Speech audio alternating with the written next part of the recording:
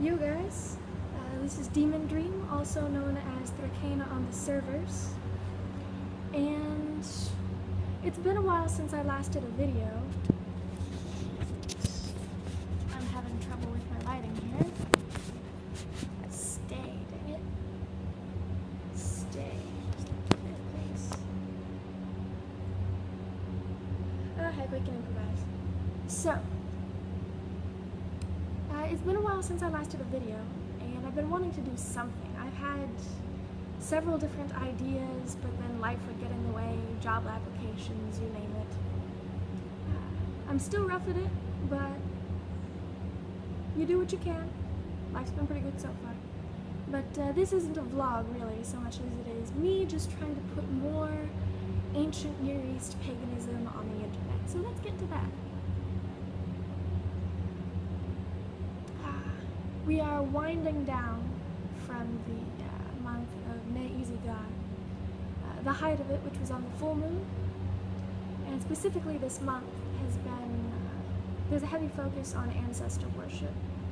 I haven't done a lot of research into ancestor worship in other cultures. I know to some extent it was a bigger deal in Asia, China, Japan, things like that, but I don't know enough about it to talk about it from that perspective. So instead I'll talk about my forays into trying ancestor worship on my own, because it's not necessarily ancestor worship so much as it is honoring your ancestors. I should probably explain, or at least explain better than I am. The month of Ne Izi Gar, the month of ghosts, is basically the month-long equivalent of Halloween or Dia de los Muertos. I think the Wiccans call it Samhain.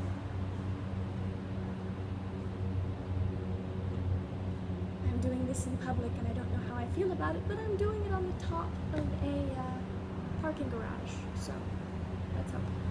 Either way, month-long version of Dia de los Muertos. At the beginning of the month, the god Sisi, the god of dreams, starts to open the gateway to the underworld. Specifically relevant gods that you might find of interest during this particular month would be Utu, the rising and dying god who rises every morning and goes into the underworld every evening. Specifically, he's called on in necromantic rituals, which it's hard to find sources for those, although I have found some, and if you like I can leave links in the description below. But yeah, generally in necromantic rituals where someone is trying to contact the dead or contact a spirit of the underworld, interestingly enough, they ask for Utu's assistance. Which, I mean, it makes sense given that he goes down and comes back every day.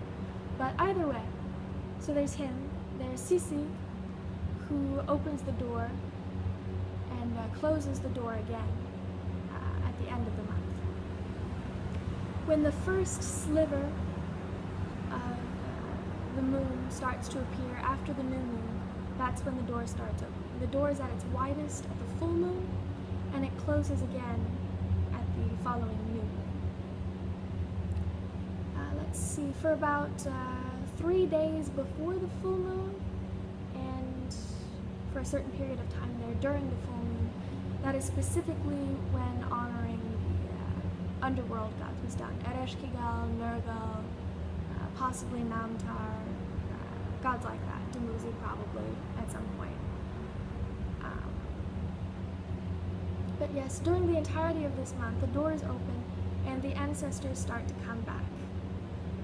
And there's some things you might find familiar, like leaving a light in the window, for example, or setting an extra place at the table, making sure you haven't forgotten them and making it known that you haven't forgotten them. Moreover, the situation of the dead in Sumer is particularly interesting because, for example, with the Christian viewpoint, you die and you either go to heaven or hell, and there's specifics on purgatory and waiting in line for St. Paul to check you in and things like that. But basically you either go to heaven or hell. But once you're there, you're basically set, and you just wait and or suffer. In the House of Dust, that is your only option. Burial. One would have to be buried to go under the ground to be sent to the underworld. Graves in particular are sort of seen as doors to the afterlife. And, for example, if a person was burned, if they were cremated, then whatever is burned goes to the sky. So if a person is burned, their soul would go to the sky. But the problem is there's no place for human beings up there. So the gods would send them back, and then they would wander around as a hungry ghost. Motorcycles. They would wander around as a hungry ghost and possibly try to possess other people, infect them, invade them, so that when they died, they could piggyback on that person's properly buried corpse into the underworld. But, so part of the duty of living relatives is to make sure that their dead relatives are well taken care of. Because in the underworld, even though you're dead, you still feel hunger and you still feel thirst. So, but there's nothing to eat down in the underworld, really. So they shuffle around, they drink groundwater, and they eat mud when they really have to eat something. So to help your dead relatives in the afterlife, it's the responsibility of their living relatives, or even a priest that the family would hire, to leave food offerings and pour water and other libations at the grave so that they would have something of substance in the afterlife. So you could see some things where you could easily draw parallels. Dia de los Muertos, specifically, the ancestors coming back, laying out an ancestor altar with their pictures and food for them and flowers and things like that, so that they can partake of that during this time when the veil is thin, and then they go back.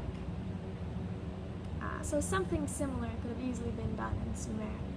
Perhaps not a full-on ancestor altar like that, but definitely going to the grave site, or specifically, from what I can tell, actual burial grounds weren't common. Family members would be buried underneath the floor. Although researching burial practices is hard in the first place. I mean, there's the royal tomb.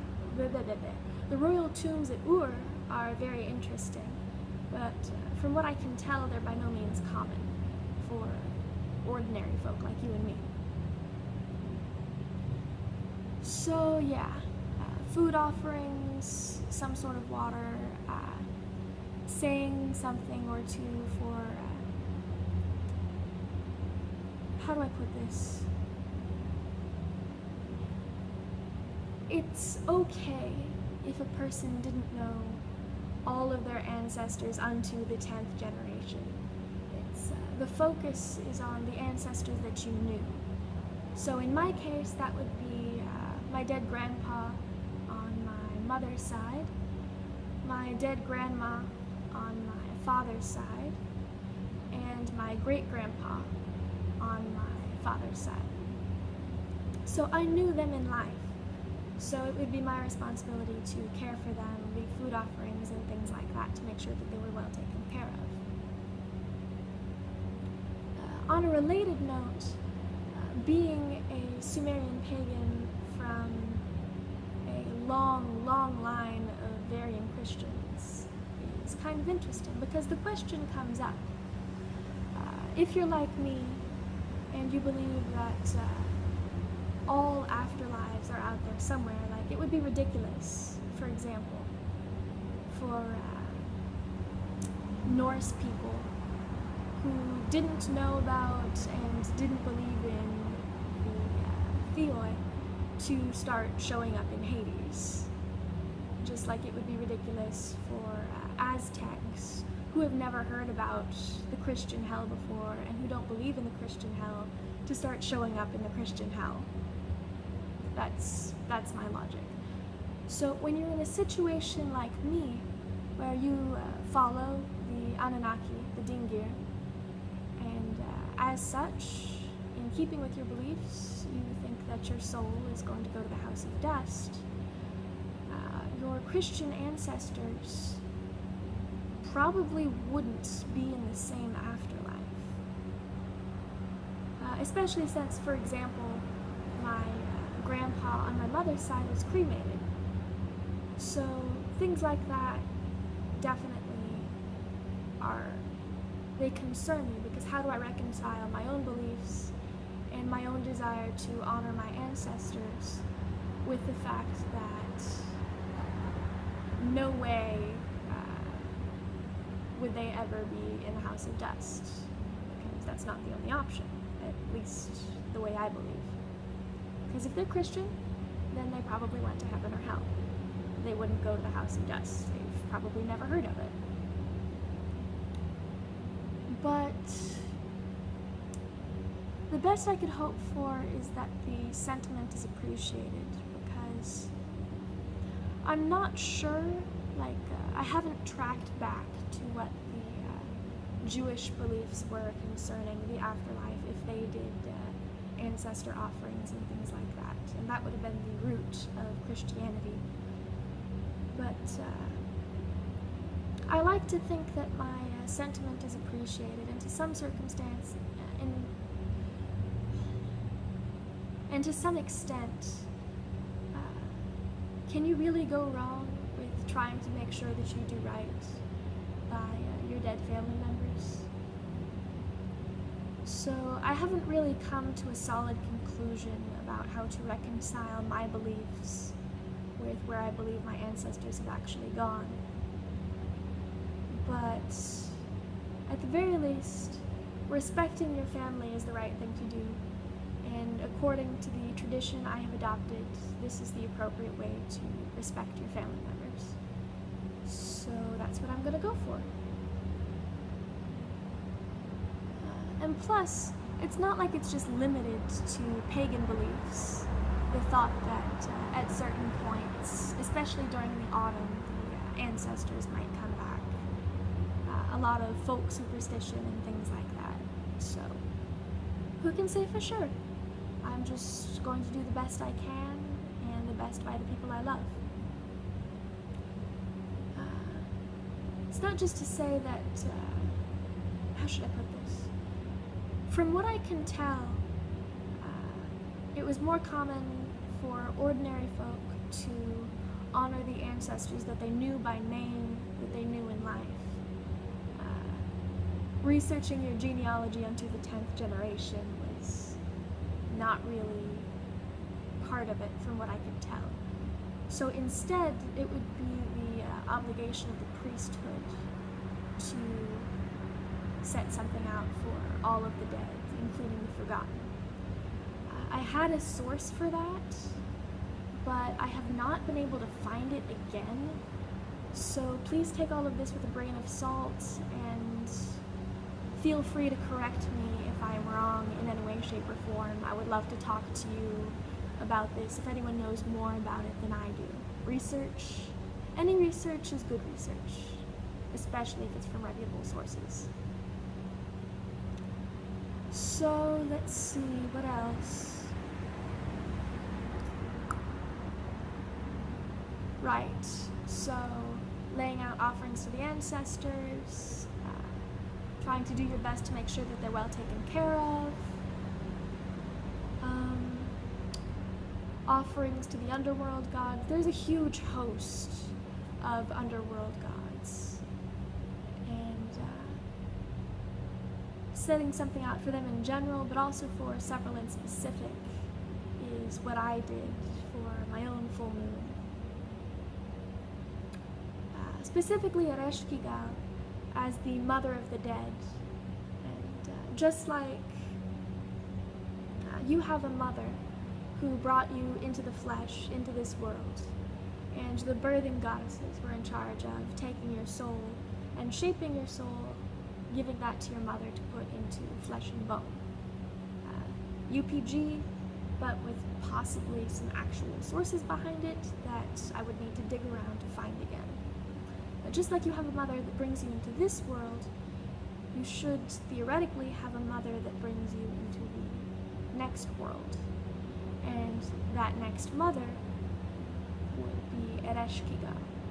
She would be the underworld equivalent to Ninersag.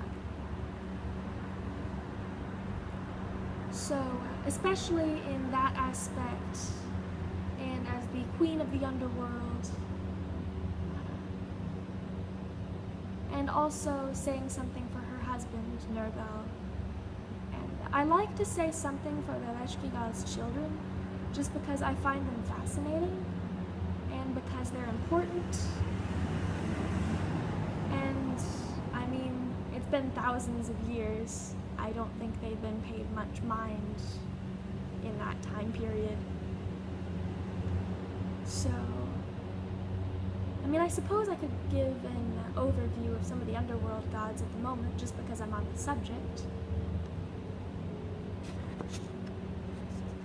Let's see.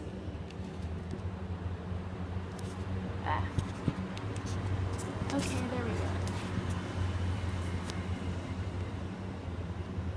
So yeah, I was trying to check my battery. I'm starting to run out, so I'd better wrap this up soon. But let's see. Ereshkigal, Queen of the Dead, who went down there at the beginning of time. How she went down there, sources vary. Some people are of the opinion that lots were drawn at the beginning of time, and Ereshkigal's lot was the underworld. Some people say she was kidnapped by the dragon Kur, who was the personification of the underworld, just like Erebus would be a personification of the underworld. Correct me if I'm wrong. But she was kidnapped by the dragon Kur, taken down there, and there's a fantastic story about Enki and his advisor going down there to establish Ereshkigal as queen. My source for that is some of the writings of Samuel Noah Kramer, so if you're interested. Let's see. Noisy traffic down there. Ereshkigal, Queen of the Dead, second to none.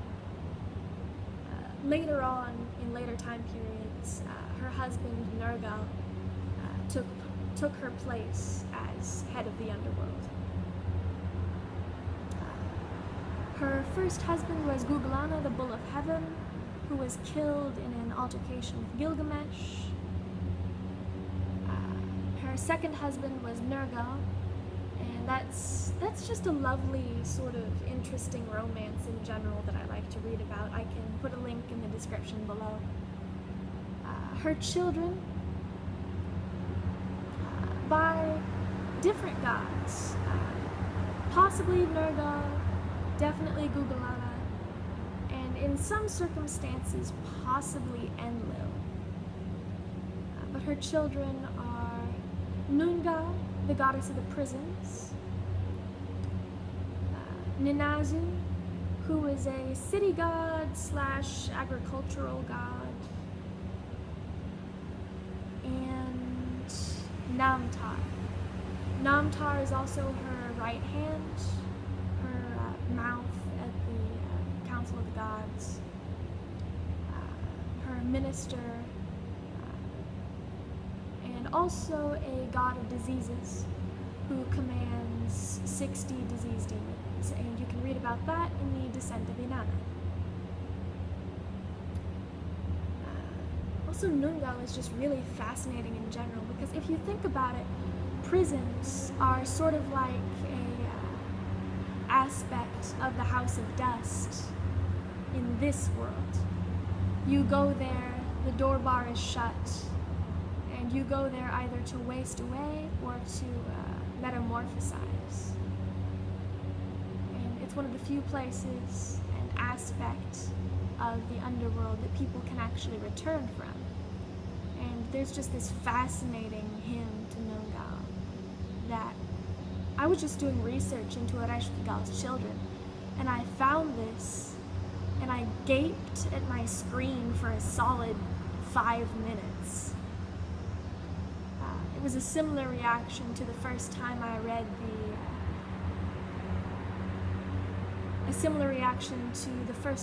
the Exaltation of Inanna. So yeah, Nungal is a badass. But yeah, those are the underworld gods I tend to pay the most mind to.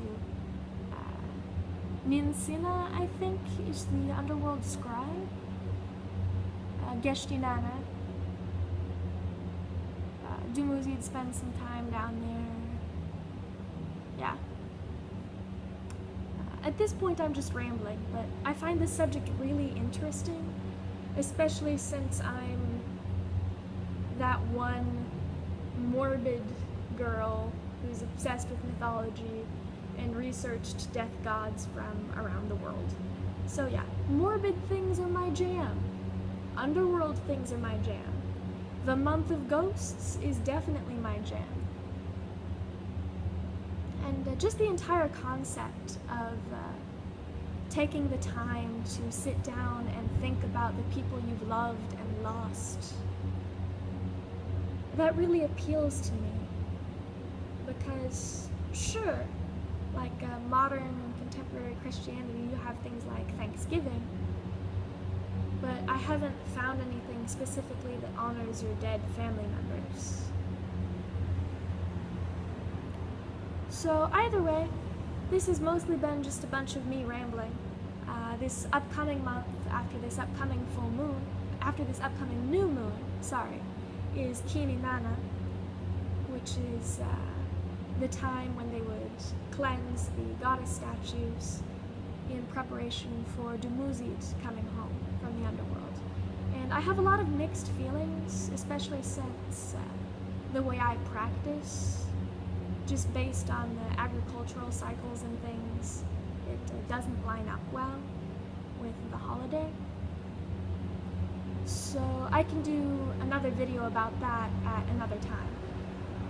But for now, this has been about 20 minutes, so I'm going to leave it off here. And if anyone has questions, anything they want clarifications on, if anyone wants to argue with me about anything I've said, I am more than open to correction and discussion. So, see you guys next time.